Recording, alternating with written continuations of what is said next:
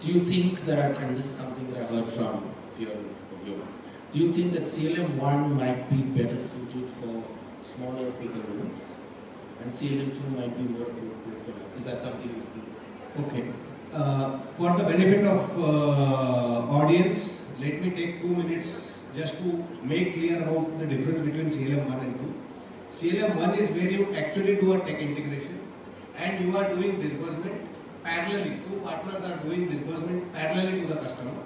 Whereas CLM 2, you eventually partner A will disburse and then partner B will give the money to partner A. So that's just a technical aspect. Having said this, the definition itself says that CLM 1 involves lots of challenges. It's technology integration, it's real time, credit decisioning has to happen parallelly at both places, as Naren mentioned rightfully. Okay, it has to be, it will depend on which product you get into, will decide what model eventually sustains. Okay, one or two both have advantages. As we talk today, people are trying to get into the CLM 1 partnership mode, trying. 2 is an easier one and it's something similar to DA, what Naren also mentioned, it's something similar to DA. So as a lender, we are used to that. But with 2 of my tech partners around, I think they are working, and Kushal can speak a lot on this. There are tech stacks which are available where you can actually do tech integration. It's very, very difficult when you start. So your tech integration, your credit policies and all, it means you need to get into too much of detail, and we will talk about challenges when I don't want to pitch that at this stage. But I also want to assure that there are lots of solutions which are available.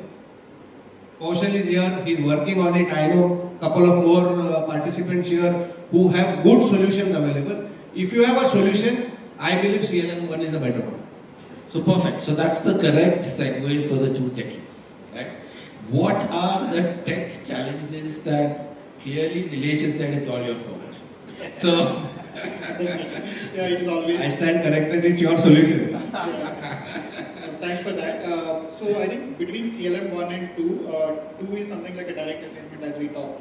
So there is already a bit of tech that is built and that can be repurposed to meet the CLM 2 requirements. But having said that, I think the inquiries that I have seen personally working with some of our customers, it's coming up more on the CLM 1. That's where we see, we work with our partners, we being the tech platform on the LOS LMS side, so they want to partner with multiple NBFCs and the banks. So we work with our customers on the CLM 1 in last few days, that became like a trend that we see. Yes, definitely the integration is a big pain area. The data interportability is a big area. The repayment schedules is one of the complex subjects that we normally solve. That's how our platform actually grown in India. So there is a differences between the partner 1 to partner 2 of how the repayments are there. So there are various tech challenges. But having said that, I think in last few days the maturity has come in the platforms, where we are able to integrate with the multiple partners into bringing them onto a single window, and then we are able to approve the case. So right now we see a trend in a LAP and home loan kind of a business, because there is really not a very time crunch in approving the transaction. So I think the CLM 1 model will work for some of these loans where there is a timing is there. There's a good amount of synergies are there in the credit decisions between them, and the loan can wait for a day or a 1.5 day for the credit decision. There the models will pick it up. But something like a gold loan, as the bankers are saying, it's very difficult to integrate that on the CLM 1 model, because the customer is actually sitting in front of you, and we have to approve the case. There's a tat of sending that customer out in, let's say, 5 minutes. So I think the CLM 1 model for some of those will take some time. It will happen eventually, but right now I think the tech platforms or the integrations are the challenge in getting some of those instant decisions, because these are more of a branch-led credit decisions products. And also on the digital PL kind of a product also in CLM 1 may not work. But there could be offline PL case which can be disposed in 48 hours. Still the CLM 1 can work, because there's offline credit decision that's happening. So again, I think from a regulation perspective, there has to be a complete credit cycle that has to happen between both the partners on the CLM 1. That's where the tech challenges come in. So there are some integrations that we have already done working with our customers. I think it's just a matter of time. CLM 1 will grow for some set of products, and CLM 2 anyway there as a module. This is what I personally seen working with our customers.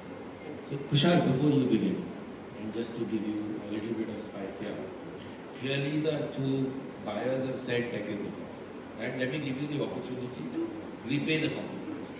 How difficult is it to integrate with their legacy systems? Right? And why don't you, I mean, hopefully you won't hold it against Kushal for giving an honest answer. But let's hear, that must be a challenge of running the tech. I actually think 30 seconds before I hand it over. That's the biggest challenge. So when we go to the bank, they'll say, I have existing LOS, LMS, I don't want to touch it, but I want to do co-lending. Right? It's very difficult to solve, right? So we end up actually working with them, making them to say, you should have a better platform. So because they'll say it's Excel file that will come in. So we can't manage CLM on an Excel file. It's very difficult to do that kind of stuff, right? So we find it difficult, but at the same point in time, there are companies who are taking those tech decisions to revamp their platforms. So if you have to really go on to the CLM one kind of a thing, I think the tech platforms have to be upgraded. Remaining on old technology, I don't want to change my LOS, I don't want to change my LMS. I think it's really, or please integrate with my core banking, which is already tons of volume that is going into the core with the UPI transactions. There's a chain cycle that goes into the core banking to do the transaction. So there has to be openness from the bankers also to, or the IT teams in the banks to upgrade their platform so that our job of integration becomes easy. If we talk about like CLM 1 versus CLM 2, right? So there are few, again, fundamental differences, and because the two different models also have different kind of challenges. If we look at a co-lending, so the life cycle is broadly three parts: origination, underwriting, and the accounting and reconciliation. So while the origination as well as the underwriting piece is more complex in CLM 1 because there is the concurrent processes of happening between the two lenders. And there's an interlocking of each of these steps. There is a step that NBFC is doing, the bank is doing, NBFC is doing, and then together the sanction disbursement is happening. And as it is a time-sensitive matter, because the borrower will not be waiting for 1 week for bank to take a decision under CLM 1. So those are the certain specific challenges in CLM 1, right? But certain things become easier because you have the common date of disbursement, and there are certain things become easy with respect to that.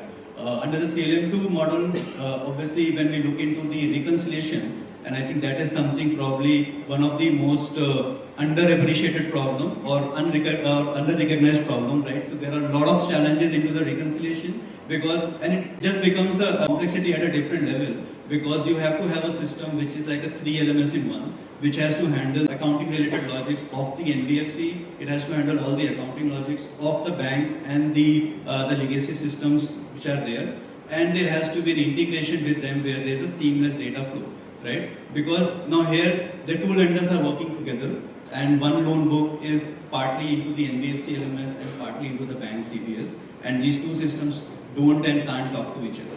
So there's a very different kind of a tech challenge and a very unique challenge which is for which practically there was no existing solution historically. And then the solution is needed where in one leg the solution can have a deeper integration to the bank and can replicate the banking logics, and on the other hand it can have the integration to the originator and the NBFC and can replicate the NBFC logics. So those are all the challenges related to accounting, reconciliation. Underwriting is one piece, but what we have seen in a past experience that in the overall equation, probably 20% problem statement is origination and underwriting, and 80% is actually the management, because that is something that is for the entire tenure of the loan. The rate resets will happen, foreclosures will happen, part repayment will happen. Each lender will have different ways of doing things, and there has to be one platform which can handle all of those scenarios.